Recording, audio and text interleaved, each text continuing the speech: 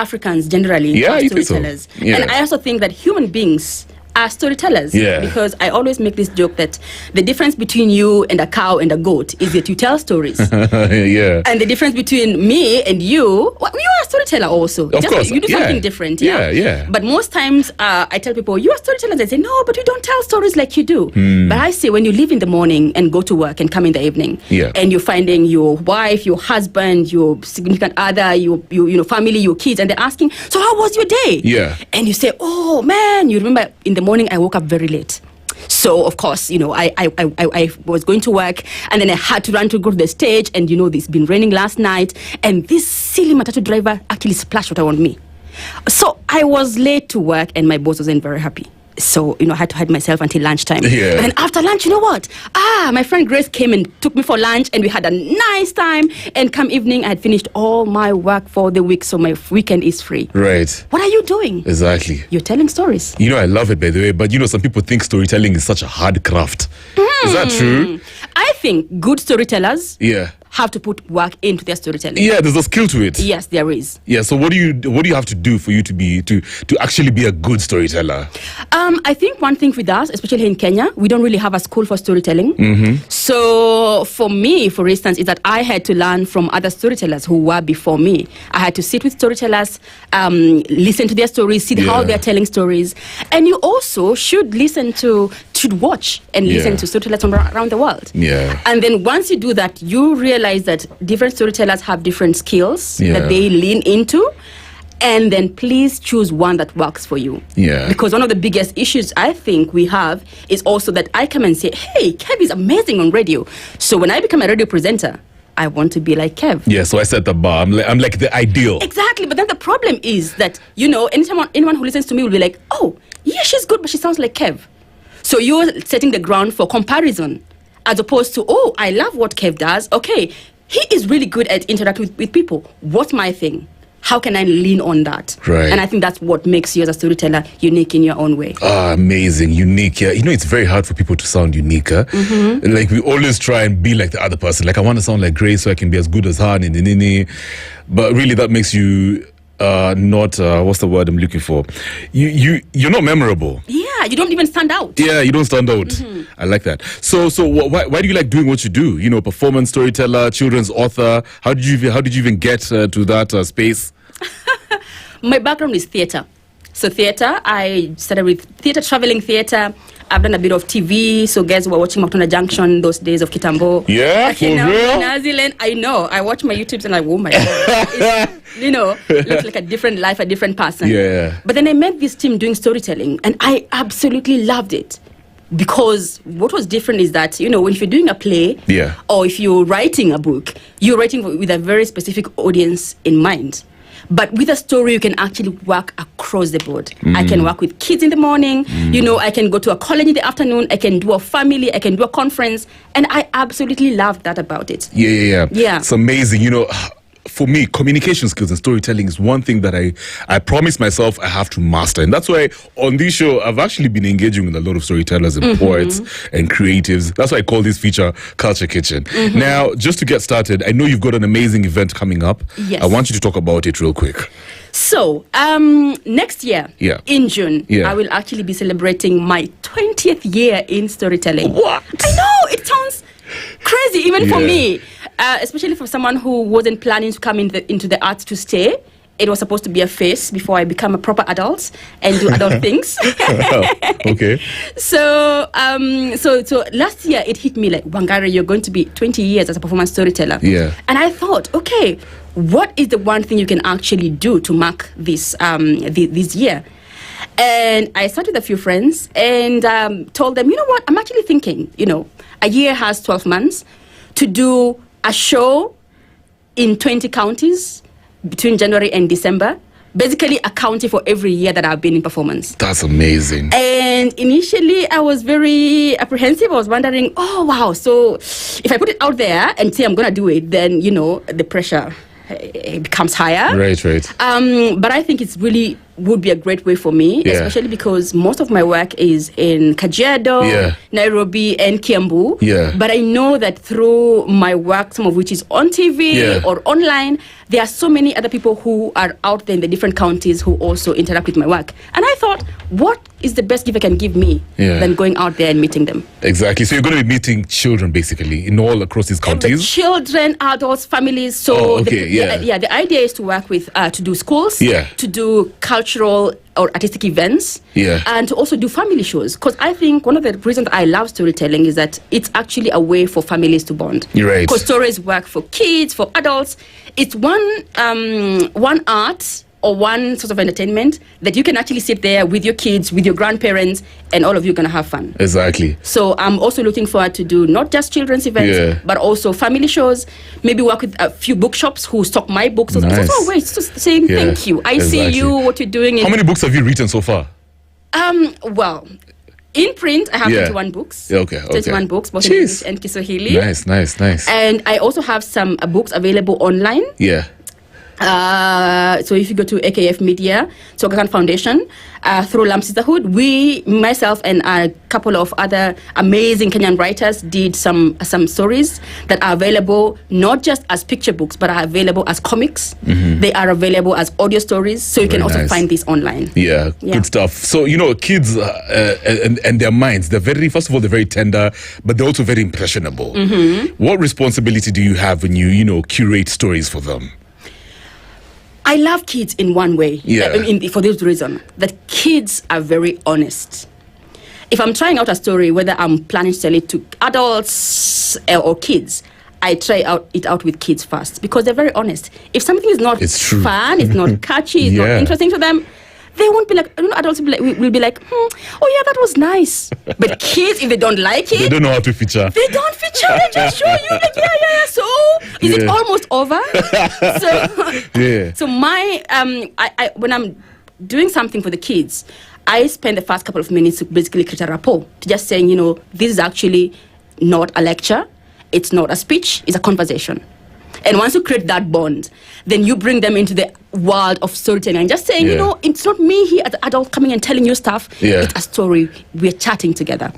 So one of my main responsibilities is to make sure that, because of storytelling is also about the concentration span, keeping them there, keeping them listening to it, keeping them engaging especially. Because it won't be storytelling if it's just, you sitting there telling and saying, hey, talking there and they're not even engaging. So my main responsibility is to make sure, one, they're getting, they can concentrate to it, they can get engaged, because then that's the word, you actually find yourself learning without being told, sit there and learn.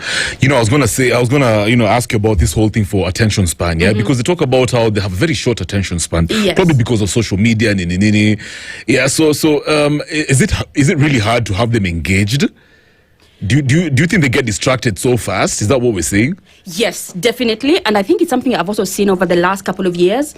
I think because of the screen and also, noise and sound and getting busy, everything is happening so fast that sometimes, depending on the children that you're engaging with, some of them find it very hard to even sit down and focus. And it's also something that a few schools have actually called me and told me, our children, one, they're having an issue with the concentration span, but they're also having an issue with creating an imagination. Because I think we are living in a world where everything is presented to us as is. Oh, we wanted to keep it real, so it's as it is. So I've been called a couple of times by a teacher who says, I want my children to engage with creativity, to engage with fantasy, to engage with imagination, because this also plays not just in the way they interact with you as an adult and with the other children, but also plays into their academics. I can imagine. Yeah. So what's that story that you shared with children and maybe there was one child, a bunch of them, but that you felt like this story really impacted them or changed certain aspects of their lives? What was this story about? Well, I think it's been a couple. One that one project that I did that I didn't really expect the results. So mostly I work with fiction stories. but I also work sometimes with non-fiction stories. So I was working on a collaboration project with a German musician called Sven Kaczurek, and we were actually doing stories, so we're calling it an oral history of Africa between 1880 and 1994. Right. And of course, if you've learned your history, you know, of course, we're talking about the colonialism and the fight for independence in different African countries. And of course, you realize that when you're talking about fight for independence in all African countries, it's a lot of violence, it's a lot of suffering, it's a lot of things are happening. And one of the stories we were sharing was actually the story of Congo and the brutality around picking of rubber and chopped hands. And I remember doing a show in Munich, in Germany. We had some 6 to 8 year olds brought at a class of 30. And I saw them and I was like, wow, six looks really small when you see it in persons, as opposed to the number. Yeah. And I was a bit afraid because I'm thinking all these issues that we're bringing on board, you know, it's a truth, yes, but it's also a lot of brutality. And I was wondering, will the kids actually go home and have nightmares? So we did this story, and of course, there is a very famous photo of a man who is sitting and watching the chopped hands and remains of their child.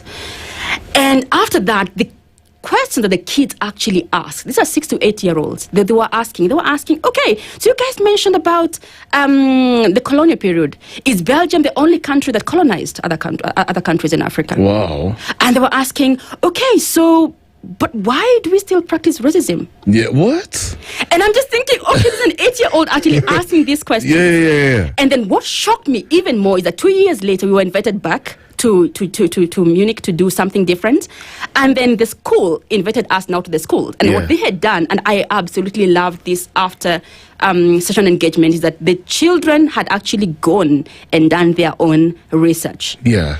And then when we were there, they went to the street at a small park, and they would ask people in the street, so what do you think about this whole colonialism thing? How do you think Africa would be without the colonialism? Yeah. How do you think Europe would be? And I think for me that was really it was explosive in my mind, because that 8-year-olds who are now 10-year-olds can actually grasp this whole thing and just say, you know what, we had one story, we want to go and find out other stories, and then we want to see how that impacts our current world. That's amazing. But these are European kids, isn't Exactly, these are European kids. Yeah, so, now, locally, one of the things that I absolutely love, and I've had this over and over again, especially from parents, is parents calling me or messaging me on social media and telling me, oh, you know what, after you told that story, my kid absolutely loved it, went and rewrote it, made a few changes. My kid went and did some illustrations and drawings around it. And one of my books is called The Color Magician. And when it came out, I remember parents telling me, no, Wangari, you're giving us a different budget, because now it's around mixing colors, and it's like, okay, we're making magic. Right. And now the kids will be like, are you sure it is true? So buy us colors. We're going to mix it and confirm if it's true. So I think those for me are small things that tell me, you know what, you're doing the right thing. And there's a lot of lessons to learn from that, because some parents or society in itself imagines that kids don't really understand the broader world. They don't understand what's happening out there. They don't have opinions. But when we expose them to this kind of information and stories like this, you'd be surprised. They want to engage more. They want to learn more. So we're living in some interesting times now. When we look at it from a Kenyan context, apparently I've heard or I've observed, especially from my own life as well, that kids somehow prefer foreign content, foreign stories. Yeah, why do you think that's the case? And how do you balance the two? Because I know you can also just talk about stories about, because you said you like sharing, fictional stories, maybe something that happened in another world or in another country, so how do you bring it and make it, bring it and of course give a Kenyan context to some of these stories that you share with the kids? And why do they really like foreign stories? Let me throw back a question to you. Where do they learn this foreign content from? The media and social media and internet. Okay, where are they getting social media and the internet? From the phones. Whose phones? Whose televisions? Our parents' phones. Exactly, because you know what? One thing I love about kids is that kids, you can sit there and preach and say, don't, do. But as long as you, the adult in their lives, are not doing that, or you're doing something different, they will follow exactly that. that. Really? So our kids are actually watching foreign content because that's what they are observing us watching. I remember when I'm a mother of 2 kids, and I remember my youngest, my oldest, when she was growing, and I was very intentional for her to grow up speaking Swahili, because of course I knew when she went to school, then English is going to be the norm. And that had to be very intentional also on my side.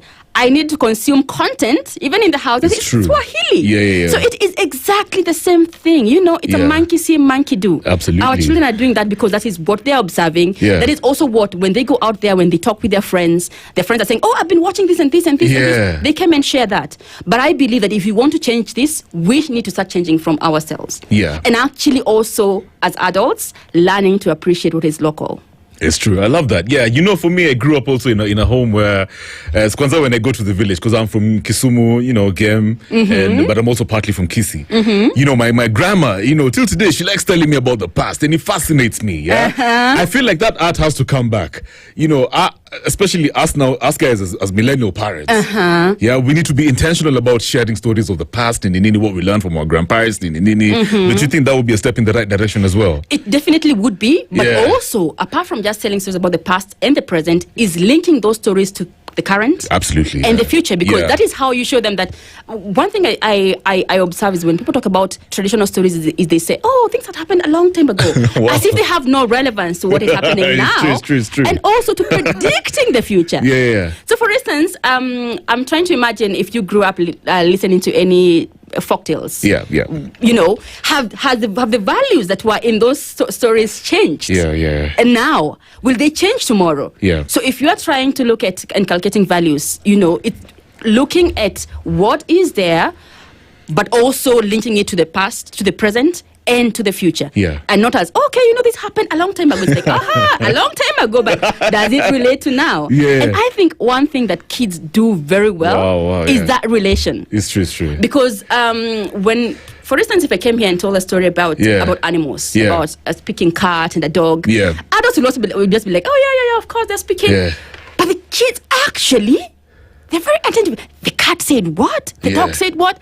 And it's not that they believe that the cat and dog can talk. No, because they know they don't talk. But they also know subconsciously that the cat and the dog, are characters in our human lives. Right. So that even when you go and tell a story about, a trickster kakasungura, if you were about to ask the kids or even in a class and say, so do you know any kakasungura? They will tell you, so and so and so and so. And you don't have to explain that kakasungura is those who trick. They already pick these kinds of things from the stories that you tell. So it's also about linking what we are learning very informally. First of all, making it fun and informal and shareable. Yes. And then now linking it. Don't make it look like, okay, now this is a learning moment. Like it's a lecture. Exactly.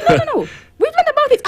So, do you think that we know any hyenas in our lives? And how would they look like? Okay, what do you think would be, if you were telling this story, how would it be different? Like, for me, the hyena would not have eaten the kakasungura. Maybe I would just have forgiven him.